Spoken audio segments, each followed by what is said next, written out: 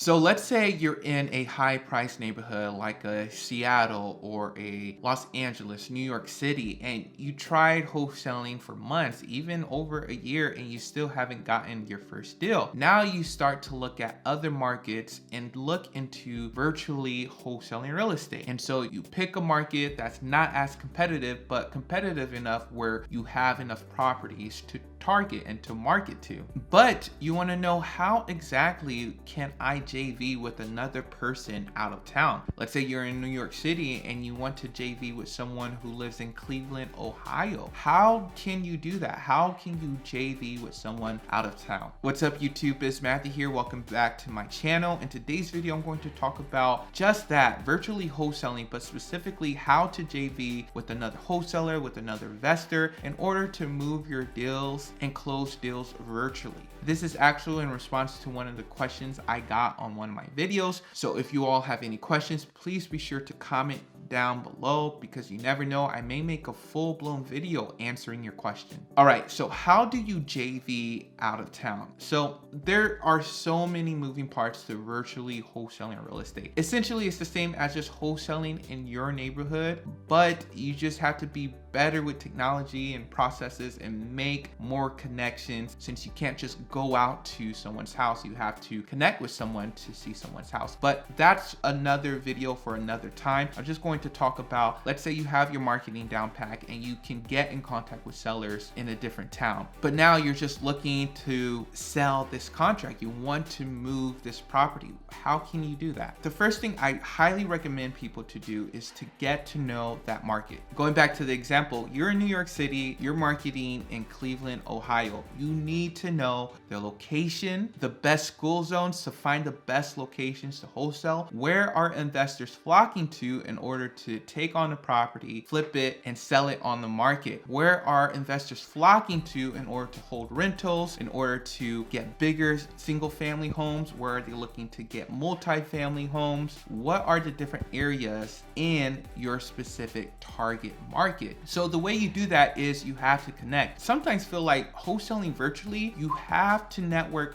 even more than wholesaling in your backyard. And so I think this is actually a good thing, because it forces you to do that, because now you have to reach a realtor and let them know, hey, I'm buying houses for cash, I'm wholesaling, I need to know this market. And you may have to talk to 10 different realtors until you find one that is actually willing to help you. So talk to realtors to get to know the best school zones to target, where are investors flipping properties, where are investors holding rentals, and just the best areas to wholesale properties. The next thing with getting to know your market, getting to know your area, is getting to know your cash buyers. It's key to understand your buyer's box, right? Your buyer's box is, okay, what are investors in this particular city looking for? Maybe in Cleveland, Ohio, they like rough single family houses. They're not looking for semi turnkey rental properties. They want the rough of the rough. Or maybe they're okay with flipping a house that has roof issues or foundation issues. Or maybe they're okay with properties that are in a certain area of town. So every neighborhood may be different. So it's good to know your buyer's buy box. And I have tons of videos on how to find cash buyers. One website I use is PropStream. If you all are interested in PropStream, check the link down below with my link. You get a 7 free day trial, and it helps you find cash buyers that you can call up and say, hey, I'm looking to send you deals. I'm looking to make you money. What type of houses are you buying? What's your price? What kind of condition? What's your investment strategy? Are you trying to flip? Are you trying to hold rentals? Are you trying to do some short-term rentals? What is your strategy? And that's how you get on the phone. That's how you connect with cash buyers and understand the market. And they can even tell you the best zip codes to target, the best school zones to target, in order for you to send them the best deals that buyers are just flocking to. The other thing with getting to know your market is to join Facebook real estate groups. So joining Facebook real estate groups are key to, number one, networking, understanding the mentality, the vibe of buyers, of investors in a particular city, because I feel like every city has a theme or a vibe, just like an energy that's different than other cities, right? Like here in the South, be different than Midwest cities, maybe different from West Coast, East Coast, whatever it is. Just try to understand the sentiment of the buyers, of the investors in your target market. The other thing with finding Facebook real estate groups is you get to know the wholesalers, because they're usually posting deals, they're usually posting things things about asking for cash buyers and other things like that. So connect with those people, connect with flippers that you see in a group, people who leave their emails when a post is posted about finding cash buyers. Just connect with people and other things like that. One thing that I like to do, it's hard to do this on Facebook, but opening second account, right? Other account. I have an account dedicated just for real estate, and it's just real estate friends and people in the industry in my target area. And so whenever I log into that account, all my newsfeed is about people posting things about real estate, because that's all they talk about. I don't even have to really join a group. I just know by just looking on my newsfeed, okay, this person is looking for a handyman. Oh, this person just closed on this multifamily. Okay, this person used this contractor, and other things like that. So be sure to establish that in your city. Now with JVing to another state or another area, most time beginners, they're on the side of putting properties under contract, because if you JV with someone already in that town, another wholesaler, they already have buyers, so they don't need your help with buyers. But you never know, that could still be a possibility. You can still add value to another wholesaler. Let's say in your city, New York City, you know like a bunch of doctors or dentists or just high net worth individuals who are looking to buy real estate, or even real estate investors in your city that are willing to pay even above like or close to market value for some of these wholesale deals. You can add that. You can be like, hey, Cleveland, Ohio, I'm in New York City. Yes, I know I'm a beginner and I know you already have your cash buyers, but do you want